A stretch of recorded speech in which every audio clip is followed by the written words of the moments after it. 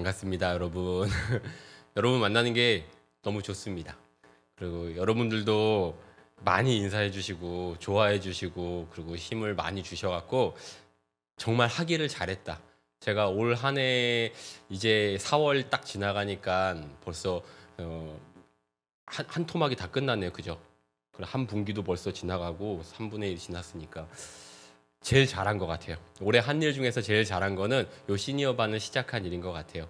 그래서 저도 공부를 많이 하고 있고 여러분들에게도 좀 도움이 되는 정보들을 드리는 것 같아서 기분이 좋습니다. 여러분 도움이 좀 많이 되세요? 감사합니다. 네, 그러면 오늘도 한번 시작을 해보도록 하겠습니다.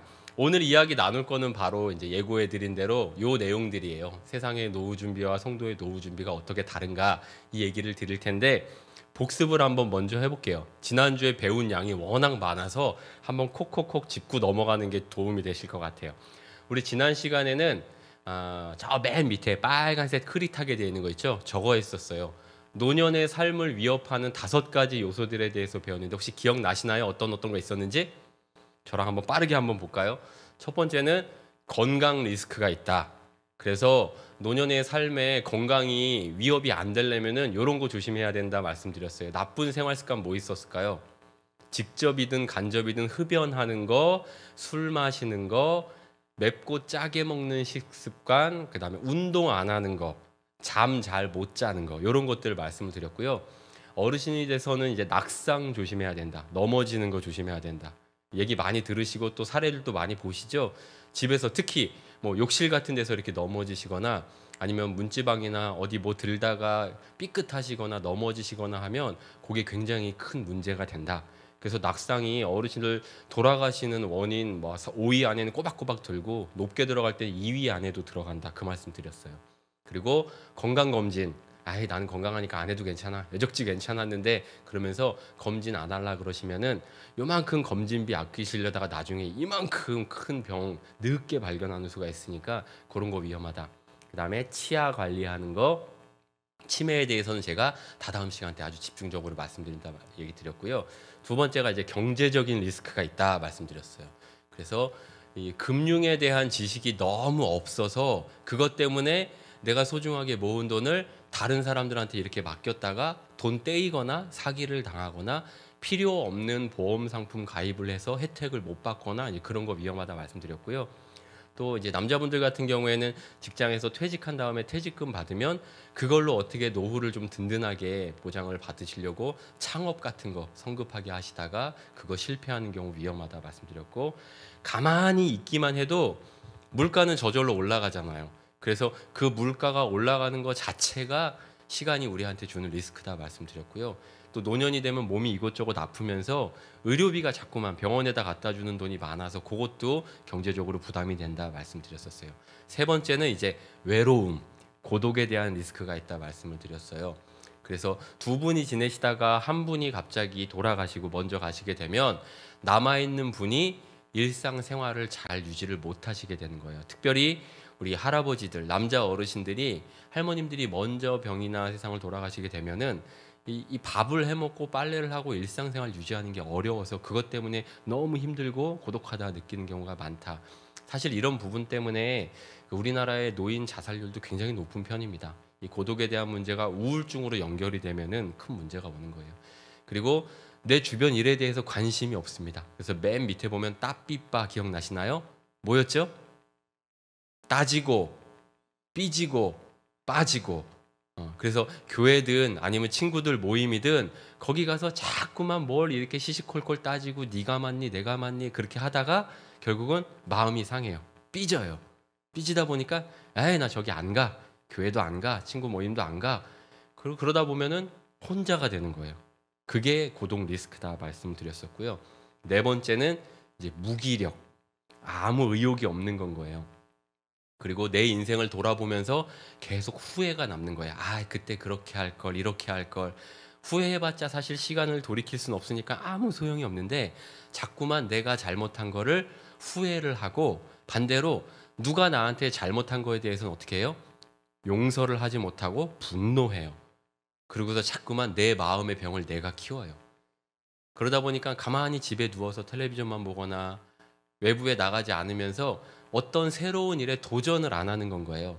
사람이 항상 아주 자그마한 거라도 도전을 하고 거기에서 성취를 맛봐야 되는데 그런 성공의 경험들이 자꾸만 줄어드는 거예요. 그러다 보면 무력감이 찾아오는 거예요. 내 삶이 무력하다 보면 감사가 사라져 버립니다.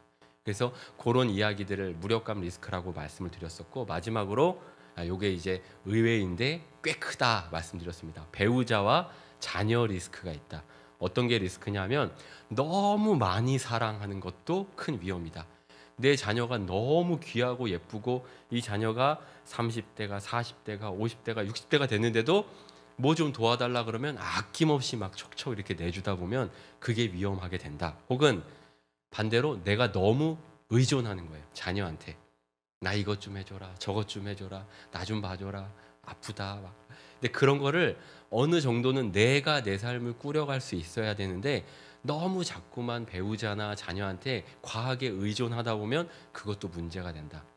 또 자녀들이나 배우자가 서로 말을 안 해요. 대화를 안 하기 시작해요. 그러면 그게 또 큰 문제가 되기도 한다.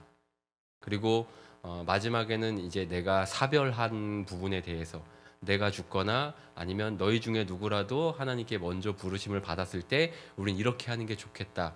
그런 죽음에 대한 대화나 아니면 사전에 합의들이 좀 있어야 되는데 그런 게 전혀 없는 거예요. 그러다 보면 갑자기 어느 날 누군가 부름을 받았을 때 그게 나이든 가족이 됐든 그게 가족들한테는 아주 당황스러운 사건이 돼버리는 건 겁니다. 그래서 이런 5가지 리스크들이 있는데 우리가 이런 거를 알고 대비하고 준비해야겠다. 그 이야기를 드리면서 마지막엔 제가 무슨 이야기를 드렸냐면 요거를 먼저 말씀드려야 되겠네요. 이러한 위험한 요소들을 해결할 수 있는 좋은 방법이 바로 신앙과 공동체다라는 말씀을 드렸어요. 이게 좀 아리송했을 텐데 오늘 이 이야기를 드린다고 말씀드렸고요. 앞에 조금 전에 잠깐 지나갔던 화면에 무슨 항아리 같은 게 나왔었어요. 그죠? 이게 뭐냐 하면 그 이제 어려운 말인데 리비히의 최소량의 법칙. 리비히의 최소량의 법칙이라는 법칙인데요. 여기 보시면 옆에 저 통나무가 있고 거기 이제 물이 한 방울씩 똑똑똑똑 떨어져요. 만약에 이 통나무에다가 우리가 물을 계속 콸콸콸콸콸 벗을 때 이렇게 계속 벗을 때 이 물은 어디까지 찰까요? 여기 꼭대기까지 이렇게 찰까요? 아니면 여기? 아니면 여기? 아니면 여기? 여기까지 차겠죠. 왜냐하면 물이 일로 다 질질질 흐를 테니까. 이 최소량의 법칙이라는 게 뭐냐 하면 우리가 앞서서 얘기했던 리스크들, 건강이든 경제든 아니면 관계 문제든 일이나 가족에 대한 문제든 어느 거 하나 잘 균형 맞춰서 준비를 했다라고 생각했는데 항상 위험은 어느 수준을 맞춰서 오냐 하면 가장 준비가 안 된 것. 이 5가지 중에서 예를 들면 다른 것들은 내가 다 잘 대비를 했어요. 근데 건강이 안 좋아요. 치매가 걸렸거나 암이 걸렸거나 그랬어요. 그러면 아무 소용이 없는 거예요. 그 건강이 제일 위험한 리스크가 되면 거기만큼으로 다 에너지가 줄줄줄 새는 거예요. 반대로 다른 거 다 내가 완벽하게 준비했는데 가족들끼리 사이가 너무 안 좋고 서로 막 네가 맞네 내가 맞네 하다가 법정 소송을 하고 막 그래요. 그러면 이거 준비 잘 돼 있는 거 아무 소용 없어요. 여기에 모든 에너지가 다 누수가 된다는 얘기예요. 그게 최소량의 법칙입니다. 5가지 리스크들을 골고루 잘 대비를 해놔야지 결국 우리의 삶이 안전하고 든든하게 채워질 수 있다라는 얘기를 하는 거예요. 하나라도 빠지면 안 된다 그런 이야기를 하는데 그러다 보니까 노후를 대비한다라는 이야기를 했을 때 우리 마음속에는 일단은 불안함이 찾아오고 걱정과 근심이 찾아옵니다. 제가 오늘 이런 주제를 이야기를 하면서 먼저 그러면 세상의 노후 준비가 어떤 건지를 한번 소개를 해드려 봐야 되겠다 마음을 먹었어요. 그리고 뉴스를 찾아봤습니다. 가장 최근의 뉴스에 한 여성 앵커가 나와서 이렇게 이야기를 해요. 노년의 삶에 이런 것들이 있어야 하더라고요 하면서 건강, 인간관계, 그다음에 여가와 취미, 사회활동 이런 것들을 잘 준비를 하셔야 되는데 문제는 이런 것들을 하려다 보니 결국 뭐가 필요하더라? 뭐가 필요할 것 같아요? 네. 돈이 필요하다라는 거예요. 그러면서 이 돈이 도대체 얼마만큼 필요할까요? 그 얘기를 하더라고요. 전문가를 초대를 했어요. 그래서 그 전문가랑 뭐에 대해서 얘기하냐면 매월 어느 정도의 생활비를 쓰는 게 적당할까요? 그거를 한번 계산을 해보자 이야기를 하더라고요. 근데 여기 보면 노후 생활비라고 나와 있는데 이 노후 생활비를 표로 이렇게 보여줬어요. 노후 생활비 매달 얼마가 필요할까? 그리고 밑에 그래프가 나와 있는데 우리 이 그래프 보기 전에 여기 보시면 적정 생활비, 최소 생활비 여기 두 개가 구분이 돼 있어요. 요거를 먼저 설명을 해드려야 될 것 같아요. 자, 최소 생활비, 적정 생활비 이게 뭐냐? 최소 생활비라는 거는 말 그대로 최소한 의식주, 먹는 거, 또 입는 거, 집에서 자는 거 요런 거 해결하는 데 필요한 진짜 살아가는 데 필요한 기본 비용 그거를 말해요. 그리고 적정 생활비라는 건 뭐냐 하면 자, 이 최소 생활비에다가 플러스 취미 활동하는 거, 여가 활동하는 거, 그다음에 여행 가는 거 요런 것도 좀 해야 되겠다 생각하면 그게 적정 생활비예요. 요건 아시겠죠? 그렇죠? 그냥 가만히 밥 먹고 자고 옷 입고 생활하는 데만 필요한 아주 기본적인 돈은 최소 생활비고 야, 사람이 그렇게 어떻게 사냐? 친구도 만나서 밥도 한 번씩 쏘고 여행도 한 번씩 가고 손주들 오면 용돈도 좀 주고 이를 살아야지. 만약 그렇게 생활하신다 그러면 요 적정 생활비가 들어가는 건 거예요. 요 기준을 가지고 앞에 표를 다시 한번 볼게요. 자, 이번엔 보니까 여기 표가 하나 있고 여기 표가 하나 있는데 이쪽엔 두 사람이 있네요. 여기는 한 사람이 있고요. 자, 이쪽은 할아버지, 할머니 부부가 생활을 할 때 최소한 한 달에 의식주 기본적인 것만 해결하는데 들어가는 돈이 한 달 198만 원 들어간다는 얘기예요. 그리고 만약에 아유 여행도 좀 가고 품위 유지도 좀 하고 취미 활동도 하고 해야겠다 그러면 277만 원 들어간대요. 한 70만 원 정도 차이가 나죠. 이쪽은 뭐냐면 한 분이 먼저 가셨어요. 아니면 나는 원래부터 혼자였어. 그래서 한 사람 혼자서 생활을 할 때 필요한 최소 생활비는 120만 원 정도고 그리고 나는 조금 여유 있게 살고 싶다 하면 170만 원 정도래요. 여기도 한 50만 원 정도 차이는 있습니다. 동의가 좀 되시나요? 근데 이게 기준이 어디였냐 하면 자, 50대 이상 50대, 60대, 70대, 80대까지 물어본 건 거예요. 한 4천 가구한테 조사를 했는데 그 평균치를 낸 겁니다. 그러다 보니까 이건 50대일 수도 있고 80대일 수도 있고 그거의 평균 값이기 때문에 조금 나랑은 안 맞는데 하셨을 수도 있어요. 기준을 이제 어떻게 보냐면 50대 기준으로 봤을 때 이제 10살씩 올라가는 거예요. 그럼 60대 그러면 여기 있는 돈에서 30만 원 정도씩 빼시면 돼요. 그리고 10살이 또 올라갔어요. 70대가 되잖아요. 또 한 30만 원 정도 빼세요. 그리고 나는 80대다. 그럼 거기에서 이번엔 한 20만 원 정도 빼세요. 왜 30만 원 빼다가 20만 원 빼나요? 80대가 되면 의료비가 더 들어간다 그러더라고요. 그래서 그렇게 빼시면 되는데 그러면은 뭐 어느 정도 내가 생활할 만큼의 돈이 맞는 것 같다라고 생각하실지도 모르지만 여기 한 가지 또 함정이 있습니다. 이게 지역을 또 가리네요. 그래서 서울이냐 아니면 지방 도시냐 이거에 따라서 금액이 달라져요. 그러면 서울은 좀 뭐가 달라지나요? 서울이 물가가 비싼가요? 싼가요? 아무래도 지방보단 비싸죠. 그래서 만약에 여러분들처럼 나는 서울에 삽니다 라고 하면 50만 원이 늘어납니다. 그러니까 아까 내가 나이가 70이고 80이고 해서 돈을 얼마씩 밑으로 뺐는데 아이쿠 다시 올려야 되네. 50만 원을 플러스를 해야 돼요. 여기 다 서울이시잖아요. 그렇죠? 그러면 실제 여러분들 한 달에 지금 나라로부터 받는 이런저런 혜택들 얼마씩 있으신가요? 평균을 따져봤더니 국민연금으로 받는 돈이 1인당 58만 원이면 요 정도 수준이에요. 딱 요 선. 그러면 이 선 정도만 나라에서 연금으로 보장을 보태주고 이 위에 이만큼 부분은 지금 모자라는 돈들이에요. 이거 어떻게 충당을 하고 계신가요? 어떤 분들은 일을 하고 있는 분도 있으실 거고 다른 연금으로 받으시는 분도 있으실 거고 자녀들이 십시일반 용돈을 모아주시는 분도 있을 거고 아니면 난 내가 벌어놓은 돈이 있어서 뭐 세 받는 것도 있고 뭐 이렇게 저축해서 빼는 것도 있고 그렇게 합니다 하는 분도 아마 있을 거예요. 이거는 사람마다 상황마다 다 다를 겁니다. 근데 이런 이야기들을 이렇게 나누면서 그 나왔었던 전문가가 분석을 해줘요. 자, 그러면 여기 있는 이 표를 가지고 한번 한 사람 예를 들어보겠습니다. 그러면서 어떻게 이야기를 하냐면 A씨가 있습니다. 자, A씨의 노후에 필요한 자금은 총 얼마가 들까요? 이거를 계산을 해준 거예요.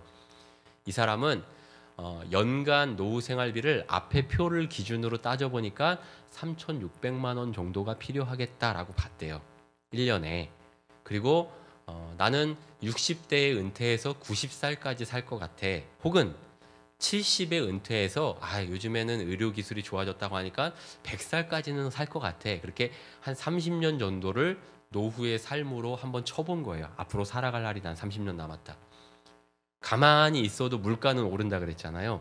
그래서 물가가 오르는 걸 한 3% 정도 잡았고 내가 모아놓은 돈들을 은행에다가 넣어놨을 때 그러면 그게 이렇게 이자가 늘어나는 걸 한 4% 정도 치자.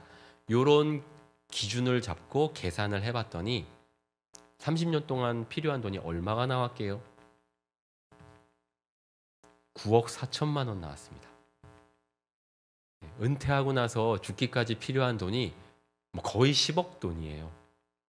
이게 막 억 소리가 나오니까 사실은 저 돈이 숫자로만 저렇게 보이지 실감이 저는 안 나더라고요. 여러분들은 실감이 나세요?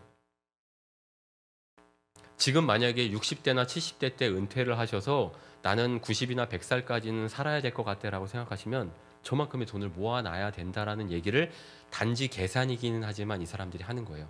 그러면서도 이 사람이 얘기하는 게 역시나 단순 계산으로는 이렇게 나오지만 이건 현실하고는 맞지 않습니다라는 얘기를 하더라고요. 그럼에도 불구하고 우리가 노후에 대해서 이런 얘기들을 굉장히 자주 접하게 됩니다. 뉴스든 영상이든 다른 사람들이랑 이야기를 할 때 노후에 돈이 많이 필요하다더라 그런 얘기를 들어요. 제가 유튜브에다가 한번 그래서 검색을 해봤어요. 유튜브에다가 여기 검색창에다가 노후 대비라고 한번 쳤거든요. 이거 사람마다 검색 결과는 조금씩 다르게 나온다고 합니다. 근데 저한테는 이런 게 보이더라고요. 자, 노후에 일단 1억을 모으세요. 이런 게 얘기가 나와요. 그리고 여기 보면 통장에 이 정도 넣어둬야 노후 준비가 충분하다. 이 밑에 거는 절망적이었어요. 83세 할아버지 교수님이 나오셔서 돈 없는 노인은 비참합니다. 이런 얘기를 하세요. 이 밑에 거는 노후 생활비 얼마면 되냐? 그러니까 이런 이야기들이 자꾸 나오니까 이런 얘기를 반복해서 보다 보면 결국 무슨 생각이 드냐면 큰일 났네. 걱정이 돼요. 시간이 얼마 남지 않은 느낌이 들면 들수록 걱정이 더 돼요. 제 또래에 있는 젊은 친구들도 노후에 대한 얘기하면 걱정을 해요. 근데 그 걱정이 대부분은 돈을 어떻게 모아야 되고 얼마를 모아야 되고 이런 걱정들입니다.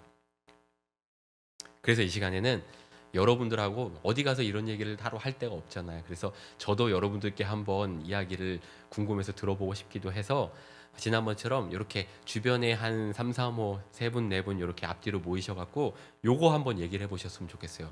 내가 젊을 때는 잘 모르고 아이들 키우면서 지낼 때는 바빠서 이런 거 생각 못했는데 나이가 들어보니까 이런 부분에 돈이 들어가더라.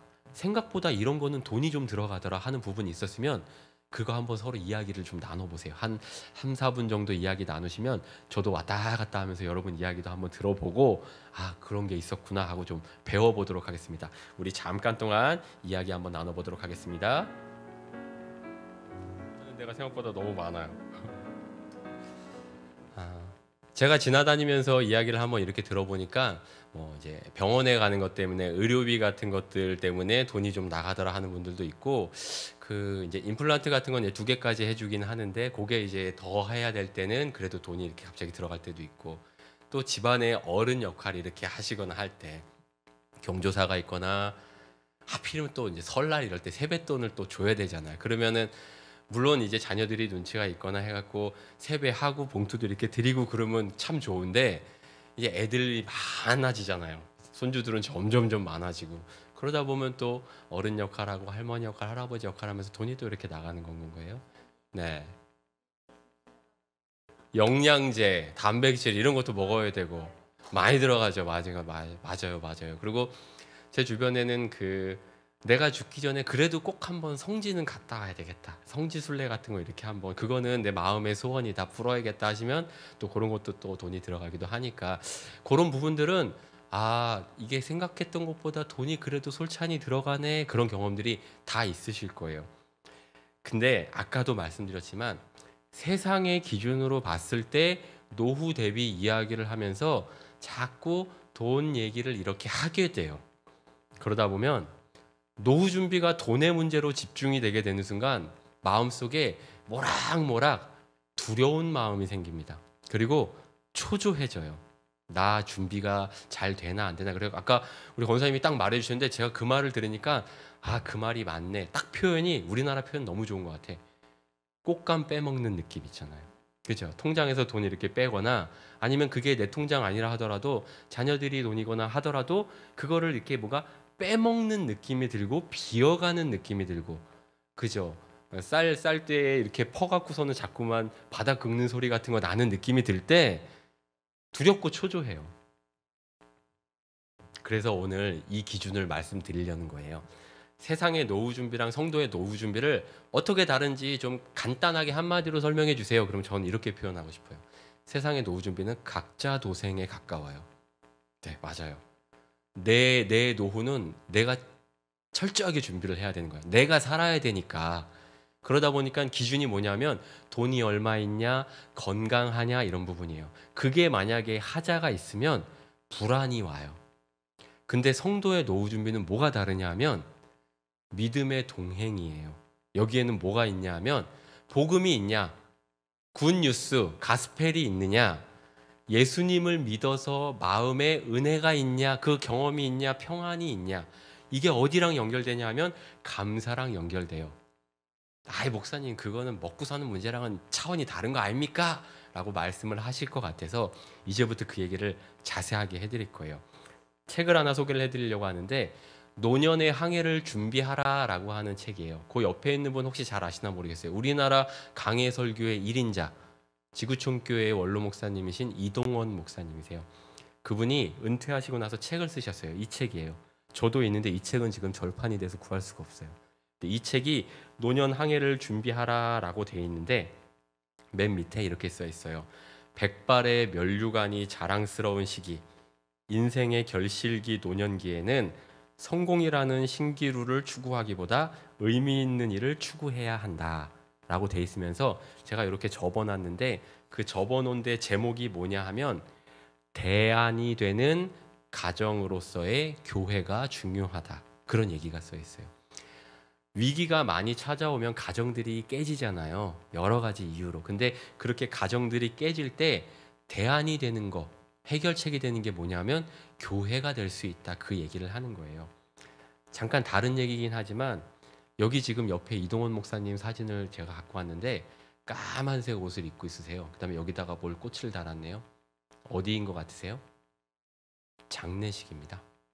누구 장례식일까요? 둘째 아들 장례식입니다.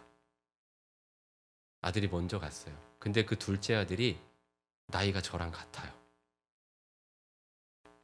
암을 늦게 발견한 거예요. 췌장암이 발견되고 4개월인가 있다가 그러고 이제 하는 부르심을 받았는데 그 아드님 장례식장에 하객이 와주셨을 거 아니에요. 그 하객들한테 이제 감사의 인사를 하는 자리에 이제 목사님 쓰신 거예요. 얼마나 어렵겠어요, 마음이. 그죠? 저는 가늠이 잘 안 되기는 해요. 근데 항상 이런 책을 통해서든 강연이나 설교를 통해서든 그런 말씀을 많이 하셨거든요. 누구라도 먼저 갈 수 있으니 죽음을 준비해야 된다, 이런 얘기를 하셨기 때문에 목사님이 이때도 그런 말씀을 하셨다 그래요. 감사하다. 그리고 이런 일을 계기로 이제 암 환자들이나 자녀를 먼저 돌려세운 분들의 그 고통에 대해서 내가 너무 가볍게 대했었던 것 같다, 반성한다, 앞으로는 그런 분들을 다 안고 가겠다, 이런 말씀을 하셨더라고요. 그러니까 이분의 삶이 이런 경험들까지 더해지다 보니까 이 가르침들이 저한테는 더 약간 묵직하게 다가오더라고요. 근데 이동호 목사님이 그런 얘기를 하세요. 교회가 미래 사회의 대안입니다. 교회는 전국 사방 어디라도 팔도 구석구석에도 다 있어요. 그죠? 교회가 없는 데는 없어요. 오히려 너무 많죠. 근데 그 교회들이 만약에 여기에서 말하는 역할들만 제대로 해준다면, 어느 정도 기능만 해준다면 국가가 하지 못하는 일들을 교회가 해줄 수 있어요. 왜 그런지 한번 말씀을 드려볼게요. 성도의 노후 대비는 교회가 가지고 있는 5가지 본질적인 기능을 가지고 시작하는 거라고 보시면 돼요. 이 교회가 가지고 있는 5가지 기능을 하나하나 설명드릴 거예요. 여기 옆에 교회가 이제 가운데로 뿅 하고 왔습니다. 교회의 5가지. 자, 설명 한번 드려볼게요. 어려운 글자들이 막 나옵니다. 캐리그마, 디아코니아, 디다케, 코이노니아, 레이투르기아. 그게 다 뭔가요, 목사님? 여러분들이 익숙하실 만한 단어들로 제가 쉽게 한번 바꿔보겠습니다. 이 5단어는 이렇습니다. 선포, 봉사, 교육, 교제, 예배. 이 5가지가 교회가 하는 본질적인 기능 5개예요.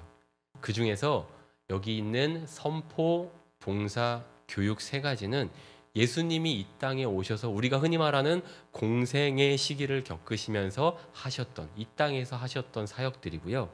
그 예수님이 십자가에서 돌아가시고 부활하신 다음에 하늘로 올라가셨잖아요. 그 후에 약속하신 뭐가 옵니까? 성령님이 오세요. 그 오순절 성령의 역사가 일어난 뒤에 이 땅에 교회라는 게 만들어지면서 교제와 예배가 생겼습니다. 그래서 예수님의 공생의 기간의 세계, 그 다음에 성령이 오신 다음에 이 2가지가 합쳐져서 이게 교회의 본질적인 5가지 기능이에요. 이게 성도의 노후 대비랑 무슨 상관이 있습니까? 제가 하나하나 설명을 한번 드려볼게요. 일단 선포입니다. 우리 천천히 한번 이거 읽어볼까요? 시작. 두려워하지 말라. 내가 너와 함께함이라. 놀라지 말라. 나는 내 하나님이 됨이라. 내가 너를 굳세게 하리라. 참으로 너를 도와주리라. 참으로 나의 의로운 오른손으로 너를 붙들리라. 여러분 참 많이 들어보셨고 좋아하는 말씀이시죠? 저도 좋아하는 말씀이에요. 제가 고등학교 3학년 시험 볼 때 이 말씀 들고선 시험장 들어갔었어요. 하나님의 말씀에는 힘이 있어요.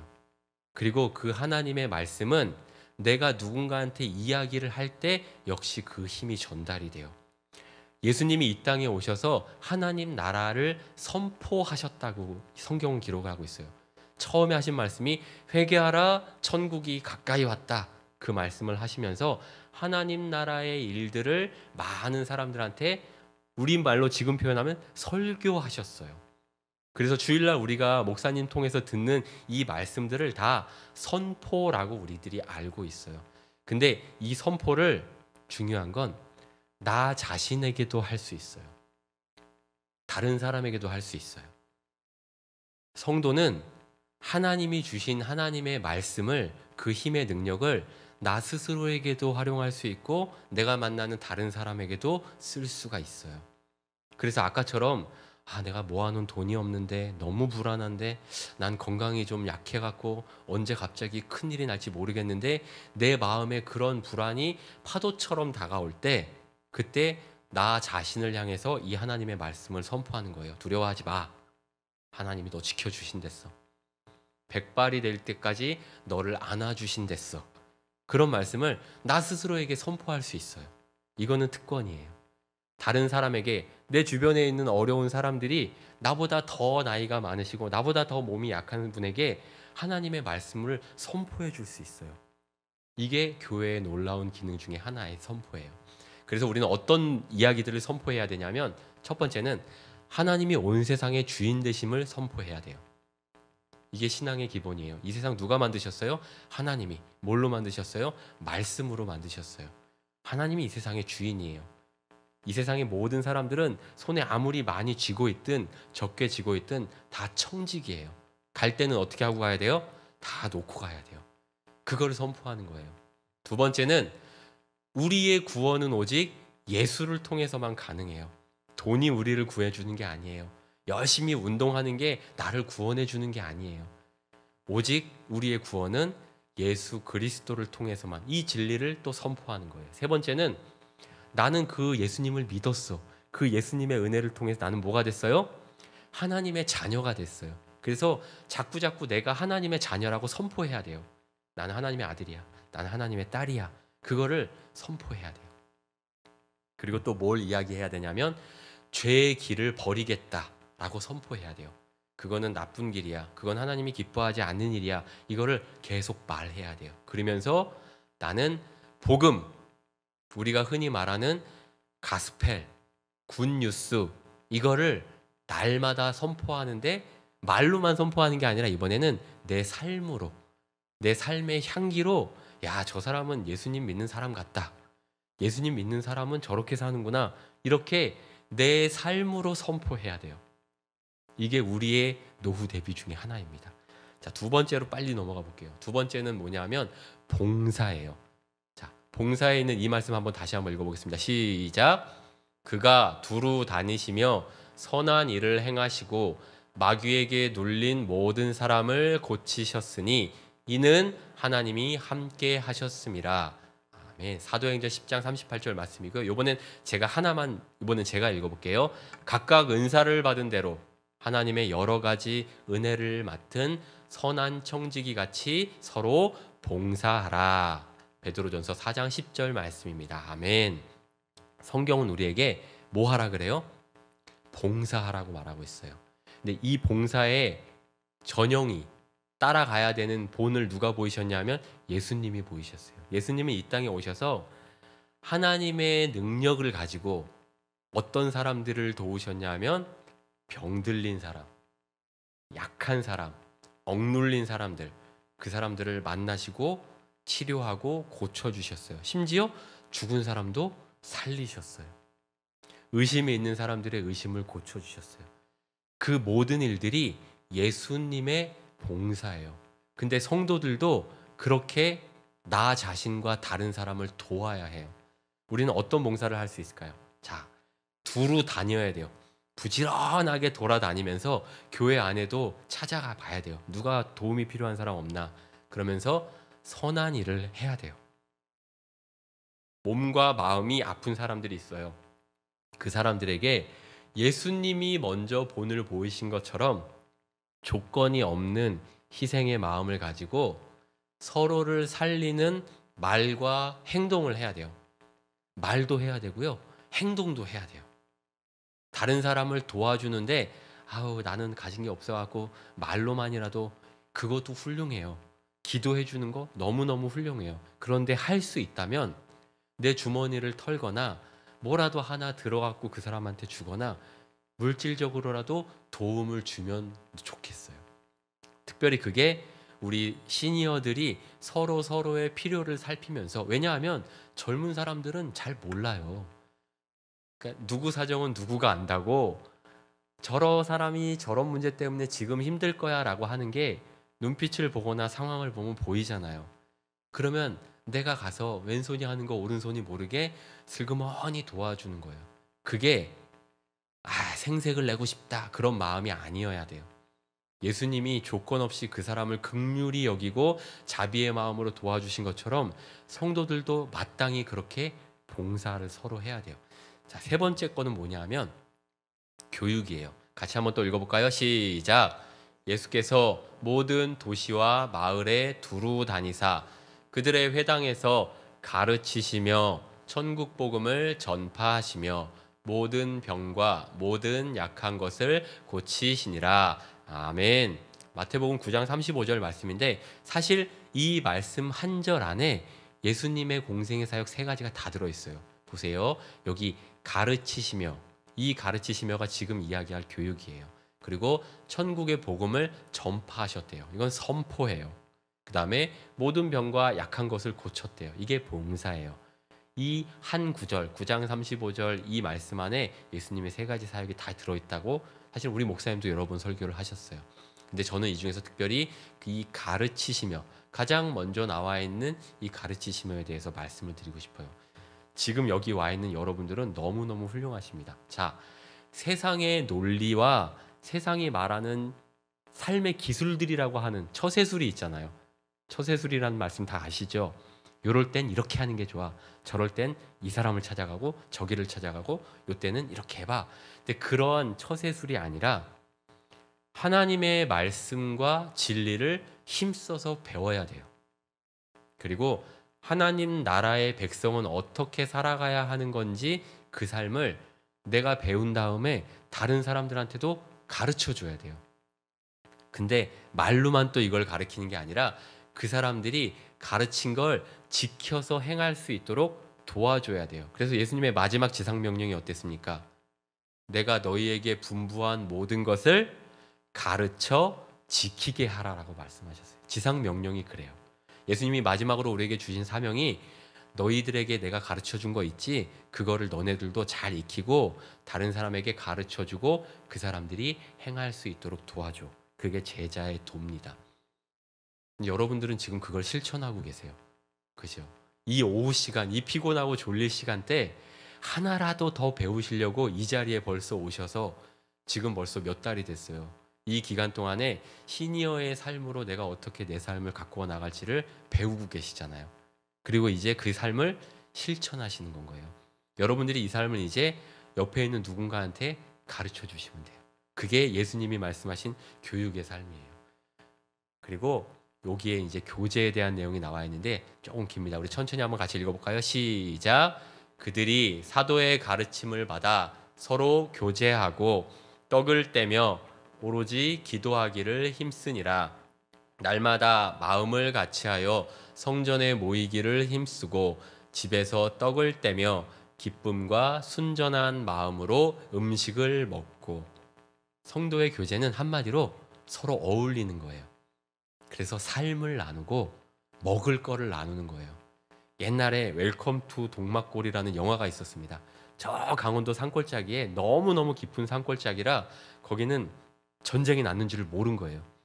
근데 어느 날 공교롭게도 북한 괴뢰군하고 우리나라 군인들이 같이 산길을 헤매다가 고기 동막골 마을에서 만나게 됩니다.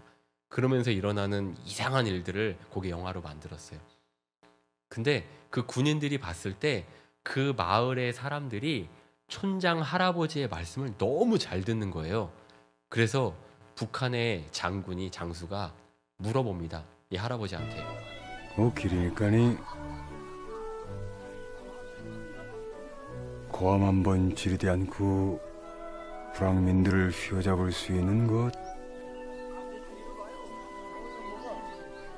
위대한 영도력의 비결이 뭐요?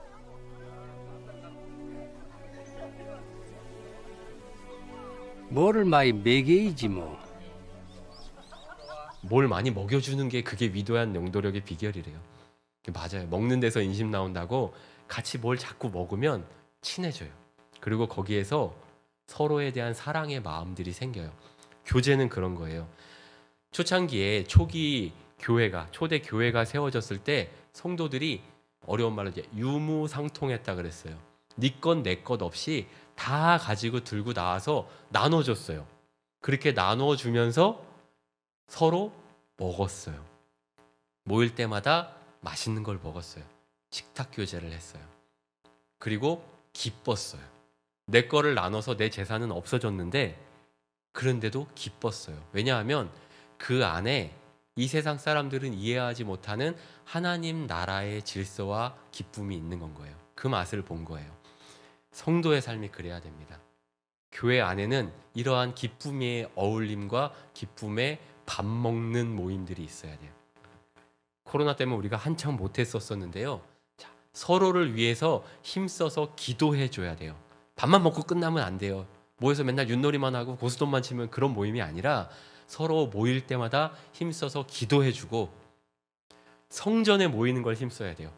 다른 데서 모일 수도 있지만 특별히 우리 교회에 모이자. 모여서 우리 서로의 삶도 나누고 맛있는 것도 먹고 기도도 하고 주보도 접고 이번엔 내가 살게, 이번엔 당신이 살아.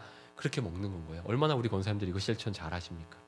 그리고 같은 마음을 품어야 돼요. 한 마음을 품고 마음을 갖되 순전한 마음이래요. 이 순전하다는 말이 어디에 나오냐면 향유 옥합을 들고 나왔을 때 성경은 그 여인에게 이렇게 표현을 해요. 순전한 나드한 옥합. 순전하다는 말은 그 안에 불순물이 껴있지 않다는 얘기예요. 순전한 마음으로 떡을 뗀다는 말은 야, 이번에 내가 떡 이만큼 들고 왔고 요거 23,000원어치야. 다음번에 네가 얼마어치 해오는지 내가 볼 거야. 이게 아니라는 건 거예요. 그 안에 계산이 들어가지 않는 건 거예요.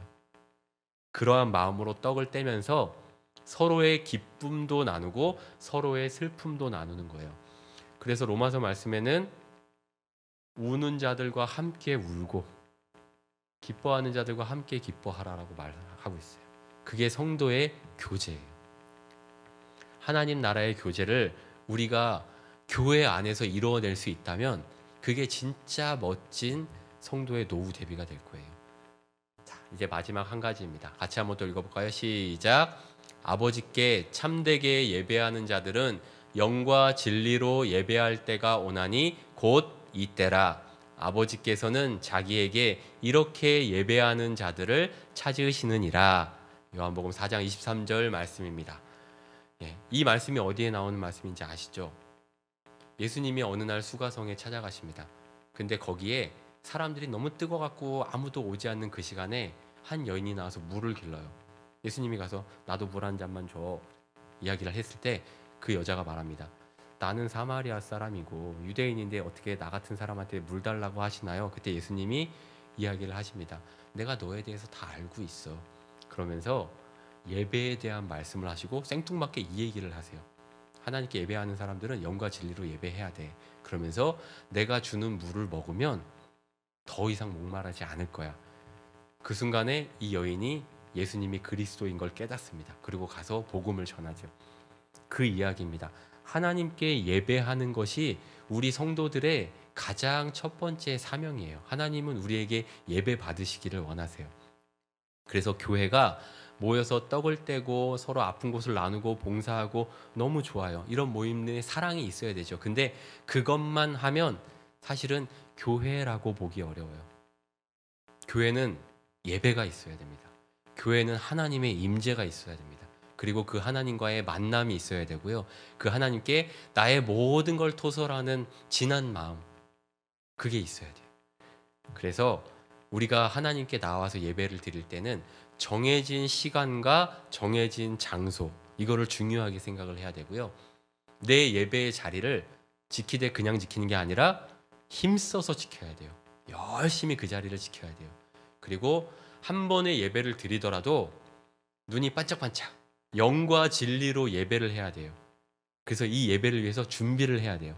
몸과 마음을 깨끗하고 밤에 일찍 자야 되고 또 하나님께 드릴 예물도 가급적이면 또 정성을 다해서 미리 준비하고 오늘 어떤 목사님이 말씀하시나 또 목사님 말씀 중에서 나에게 딱 마음에 와닿는 단어나 문장들은 어떤 걸까 그거를 이렇게 적으면서 준비를 하시는 거예요. 그리고 전심으로 하나님을 찾는 거예요. 평생의 예배자가 되는 것 이게 중요해요. 이 예배가 너무 신비한 영역이에요. 왜냐하면 세상의 노후 대비로는 도저히 넘어설 수 없는 영역이기 때문에 그래요. 세상의 노후 대비는 끝이 있어요. 죽으면 끝이에요. 그렇죠? 돈을 아무리 많이 벌고 건강하고 가족들과 화목하게 지내고 내 노후를 위해서 완벽하게 다 준비했어. 근데 그 모든 노후 대비가 결국 내 목숨이 끝나는 순간 끝이에요. 그렇죠? 근데 성도의 삶은 죽음 이후에 다른 차원이 또 펼쳐져요. 죽음이 끝이 아니라 새로운 시작이에요. 하나님과 영원히 왕노릇하는 그 나라에 우리는 가야 돼요. 그 나라를 맛보는 것이 예배예요. 그러니까 이 예배의 영역은 세상이 노후 대비로는 도저히 넘볼 수가 없는 하나님 나라 백성들만의 아주 신비한 권리예요. 5가지 이야기를 했습니다. 자, 로마서 8장 28절에 있는 이 말씀 한번 같이 씩씩하게 읽어볼까요? 시작. 우리가 알거니와 하나님을 사랑하는 자 곧 그의 뜻대로 부르심을 입은 자들에게는 모든 것이 합력하여 선을 이루느니라. 아멘. 아멘. 제가 제일 첫 번째 시간 때 여러분께 이제 교회가 늙어가고 있고 초고령 교회가 많아지고 있습니다라는 말씀을 드리면서 그 얘기를 드렸어요. 초고령 교회는 세상의 시각으로 보면 너무너무 심각한 위기인데 믿음의 눈으로 보면 이거는 위기가 아니라 기회입니다라고 말씀드렸어요. 저는 이 땅에 있는 한국의 교회들이 빨리 이 사실을 알아차렸으면 좋겠어요.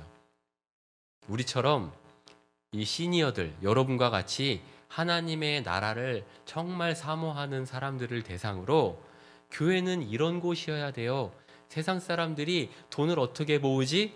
건강을 어떻게 지키지? 근심하고 염려하면서 노후 대비를 하고 있을 때 그 차원과 전혀 다른 차원의 교회 공동체가 신앙 안에서 예수님의 주시는 사랑과 은혜로 더불어 함께 준비하는 노후 대비가 있다는 걸 빨리 알려줘야 돼요. 근데 이 책에서 이동원 목사님도 말씀을 하시지만 그렇다고 내가 벌어놓은 돈 저 사람한테 뭉태기 주는 일들은 힘들잖아요. 맞아요. 그건 힘들 것 같아요. 근데 저는 서서히 우리가 하나하나 준비해 나가다 보면 마침내 초대교회 사람들이 그러했듯 나 혼자 외롭게 고독사하는 일들이 교회 안에서는 절대 일어나지 않을 거라는 확신이 있어요.